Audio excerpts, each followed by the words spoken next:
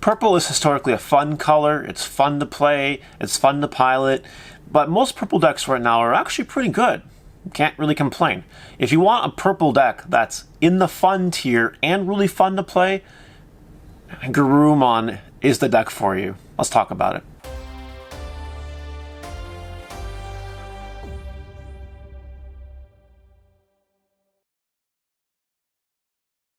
What's up, YouTube? I've been spending a few weeks working on this particular deck I have in my hands right now. This is Garurumon Nokia Turbo, only in purple. I wanted a fun purple deck because all the other purple decks right now are like really good and really competitive if you use them right. And I just want a deck that's just fun to throw around, can toss hands with the best decks of the format like Lord Nightmon if you draw well. And this deck can actually do that after weeks of testing, which is really freaking cool. The whole point of the deck is to get your Nokias on the board, have cheap Garurumon and Omnimon evolutions, and build a really big board or do massive damage. That's what this deck is all about, and I think I have the best deck list possible, spending literally 3 weeks on this deck, just trying to make it perfect and putting in hours upon hours of fun games, just to try to make it perfect. But I think it's there. That being said, would I take it to an evolution comp in September? Well, I probably wouldn't. I'd probably stick with this at locals or something. But it is really fun, and if you have the cards lying around, this deck isn't very expensive to build at all, and do recommend giving it a try. As always, don't forget to like, comment, subscribe, turn that notification bell into smash potatoes. That way you know when all these amazing Digimon videos go live. Also follow me on Twitch, because I have played this deck live on stream before. And Twitch is where I do a lot of my initial playtesting. At least right now it is anyway. So you guys will get to see all these hot ideas before they even make it to YouTube, which is kind of cool. As always, we will start with the babies. 4 Demimera, because drawing 1, discarding 1 deletion is really good. And 1 Xiaomon, because retaliation sometimes is really good. Especially since this deck doesn't have any retaliation in it besides this card. So sometimes it comes up, usually doesn't, but you know, it's cool. Whatever. Babies. Level 3s, we have 4 Gabumon. On deletion, draw 1, discard 1. Draw 2, discard 1. This card's incredible. This card's really good. Nothing else to say about it. Next we have 4 Gabumon from the purple starter deck. When attacking, draw 1, discard 1. Now, this actually comes up. Sometimes you'll build stacks where you can like attack people and get a lot of benefit from it. And that's okay. Nothing wrong with that. Because if your stuff attacks, great. If it survives, great. If it dies, sometimes great. So you'll notice there's a few different lines to play this deck depending on the eggs you get, and this is just one of the lines. We're also doing 2 Gazimon because Memory Denial is really cool outside of Tamer effects. We're playing 2 Candlemon because having some form of 2-drop I think is very important in this deck. And to top it off, we're playing 2 blue rookies. We're playing 2 Legabumon from BT5. On play, reveal top 3 cards of your deck and add an Omnimon and a Garurumon card. This is really good if you can get this off for free with Nokia. Otherwise, you're just going to be playing it for 3 anyway at all times. You'll never evolve into it. It's just there for a little bit of extra search. It's not a reliable search, so we're only playing 2 of it, but it is kind of cool to just get off for free sometimes with Nokia. This is the most valuable Gabumon to get off for free. The rest, it's cool, but you don't really want to as much as you want to get this one off for free. But anyway, that's it. 12 purple rookies, which I think is fine. Yeah, sometimes it breaks a little bit, but your freaking your level 4s are so cheap anyway. It doesn't really matter if you don't really open one of your rookies. You can hard drop a champion for 4. It's not the end of the world. And these are just cool to have. So, would I make any changes? I don't know. This is what I've come up with after like weeks of testing the deck. I think this is the way to go. But if you disagree, let me know in the comments. For level 4s, we're playing 4 of the Garurumon that came out in BT1 here, or BT2 in Japan.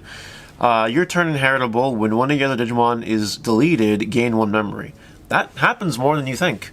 Don't forget, we're getting into the realm that any Garurumon card will cost 1 less to evolve for each Nokia you have on the field once per turn. So potentially these will evolve for 1, or sometimes even free. It happens. This inheritable does come up though. You are deleting your own stuff sometimes, so being able to kind of do that and gain memory back is actually really good. Next, we're playing 4 Garurumon from the purple starter deck. When attacking, draw 1, discard 1. It's the exact same as this. So sometimes you set up a stack with like a level 5 on it, and you can just attack because you're drawing 2 and discarding 2. That's kind of good. It's worth potentially having the body dead.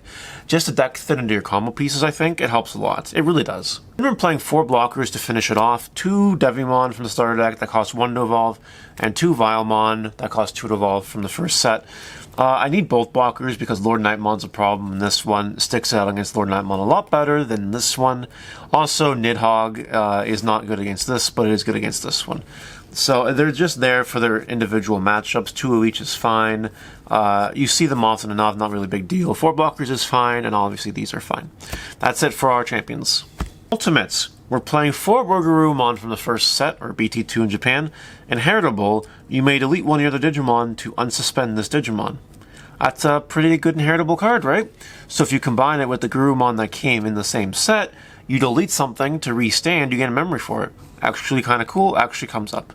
Yeah, 4 of it, because it is just the best Purple Garurumon in existence right now. We're playing 1 of the Garurumon from the Purple starter deck. Its inheritable reads, while you have 5 or more cards in your trash during your turn, it gets plus 2000 DP. This will allow you to attack over Lord Nightmons. Like, Lord Nightmons can get pretty big sometimes because they're always, strong because of the old turns gain a DP ability. But this just helps you get over that, and helps you get over things like Nidhogg too. So the card is actually pretty decent, but only as a one of. This card is so much better than this because it lets you get multiple attacks off. But you do want this sometimes just so you can kind of attack over big things you wouldn't be able to attack over otherwise. It's really the only form of DP power boost you have in the deck, to my recollection. So one of it is fine. I don't really want more than one of it. It feels really bad if you draw this one and you don't really need it. It's this one you want to see the most. Rounding out our ultimates, we're playing 3 Lady Devimon. We're doing this because the Graceful Charity effect is really good. Also, the inheritable effect to pop level 3 when activating an option does come up sometimes. I opted for this over Black War Garurumon because this card is effectively Black War Garurumon, just minus the Digiburst, but they cost 2 to evolve, potentially, or less with Nokia, so that's okay. That's alright. I think the Graceful Charity is really needed for this deck, because if this deck doesn't draw its combo pieces, let me tell you, it's fucking dead. It's dead. It's dead in the water. You just will lose right away. So I really like this card to help get those combo pieces going. That's it for our ultimates. What megas are we playing in this deck? Well, we're playing 4 Crest Garurumon from the Purple starter deck. I think it's the best one. It's the best Garurumon card we have right now in Purple. In terms of being just a generic splashed Garurumon card. What this card does, it has security +1, it costs 4 to evolve. So unless you have Nokias, it's probably going to pass the turnover. It has main Digiburst 2 to bring back a level 3 Digimon from your trash. This doesn't negate the effects or anything. We have nothing in this deck with on-play costs like Labramon, but it's good to know that you can bring back literally anything you want with it. So if you want to try like Labramon in the deck, you could get away with trying Labramon in the deck because this will bring it back and let you trigger the ability, which is really good. So anyway, there's obviously some wombo combo here, right? With this card and this card, you kind of bring back something, you swing, you delete it to restand it, attack again, it has security +1, so it's really strong. And then depending on what other inheritables you have going on here, maybe you're drawing a card and discarding a card, who knows? Maybe you're gaining memory, who knows? You know what I mean? There's different possibilities on attack structure with this deck, and you also choose what you Digiburst, right? So you can pick exactly what you want to do. It has a little bit of a ceiling, definitely. You have to make the right plays with the deck, otherwise you'll probably just get destroyed, because this deck already can easily get destroyed because it's definitely not tier 1 by any means. But 12,000 DP, security +1, this guy can do 4 damage in 1 turn. That's actually kind of insane. The other level 6 Mega we're playing 2 Metal Garurumon from the original set, or BT2 in Japan. It's 3 to evolve, potentially less with Nokias, really good. When attacking, you may play a level 3 purple Digimon card from your trash. And that's it. That's all that matters. Obviously, it's not as good as this. However, having the 2 cost potentially or less to evolve in the deck at the Mega line is really good. And that's why it's there. We're playing this one over the promo one from the Dash Pack because we're not really playing any purple options. And this deck already bricks enough. I didn't want to put in purple options. I didn't even try. I did try it, but it failed miserably. But I don't know. I don't know, guys. I think this is the right other level 6 to play if you want a Metal Garurumon card. I was also toying with Anubismon, Tactimon. You know, we were trying different things, but at the end of the day, being able to evolve into this for like 2 or 1, and then going into Omnimon's Wart, by the way, we play 3 of it, is actually just really freaking handy sometimes. It is. Being so cheap to evolve. But anyway, I digress. Those are our level 6s, and we will move to the Omnimons themselves.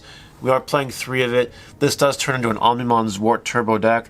Don't forget that your Gabumon here, your blue Gabumon, the one that you can play for potentially free sometimes, or 3, can search Omnimon's Wart, which is really good. And Nokia lets you pay 1 less to evolve into Omnimon's Wart. So that's pretty rockin'. We all know what this card does. When digivolving, you mill 3 cards, bring back 2 cards with a play cost of 8 or less. You know, that gives you a lot of variety. Only thing you can't bring back in this deck that's 8 or less is the Gabumon, because it only brings back purple or black, but that's not really a big deal. 99% of the time, you're either bringing back blockers or level 5s, and that's quite alright. Also, don't forget that when this card attacks, you can get rid of level 6 in its source to delete on a suspended card that's costs 12 or less. So it does kind of trump sword things when it attacks, and that's really good. Anyway, those are the only ones we're playing in the deck because they actually help you towards the higher ceiling combo potential. We're not playing Antibody or Resort Defeat because they don't really do much. They're more for like control-esque decks where we're trying to explode all over the opponent's face. So this Omnimon is much better in this kind of deck. That's it for our Digimon. Let's move on to the rest. We're playing 1 Matt Ishida because having the Memory Tamer does come in handy. Sometimes you can't just do it with Nokia alone. Sometimes having a Matt and a Nokia will allow you to evolve into your Crest Garurumon, you're this guy, and not pass the turnover, which is important. And the fact that it recurs a purple card when you play it is really good. So 1 of it's fine, don't need multiples, 1 is perfect. We're playing 4 Nokia. Let me tell you that I don't want to play 4 Nokia, but if you do not draw Nokia in this deck, you kind of just lose. You lose, you're dead. And that's it. Nokia is really good. On play, you can play a Gabumon or Agumon, so you just play one of your Gabumons, preferably this one. And then you can suspend it to reduce the cost of a Garurumon or Omnimon evolution by 1. So it's only once per turn use, effectively, but if you have multiples, they stack. Theoretically, if you had 4 Nokias, you could evolve into this for free. I've never had 4 Nokias on the field at once, but, you know, in theory, you could, and that's really cool. But yeah, this deck is all about your cheap Garurumon evolutions, big swings, big combo board building with Zwart. You really need 4 Nokia because you really need to open 1. And if possible, 2. I think I've won every game that I've gotten 2 Nokias on the field. I've lost some games where I have 1 because, you know, there are just so many good decks out there, like Lord Nightmon, for instance. But if you have 2 Nokias, you're beating Lord Nightmon. Easy, easy. Your stuff is just so cheap that they can't keep up with the constant power you're throwing at them for nothing. And that's it for that. Finally, 2 Mega Digimon Fusion, just so we can make our Omnimon's Warts free if we want to. They're there for that reason. It's fine, it happens, it's good. That's it for the cards. Let's go with some closing thoughts. And that's the deck, guys. This is Garurumon Nokia Turbo. Really a fun deck. I love playing this deck, even though it bricks sometimes terribly and you lose in like 4 turns terribly sometimes. When the deck draws well, it's so fun to play. And like, you know you're gonna win. You just gotta do everything right, and it's perfect. It's so fun. I love this deck. Let me know what you guys think in the comment section below. Have you guys messed around with this deck before? Would you make any changes to this deck that I haven't considered or didn't talk about in this video? Let me know what you guys think.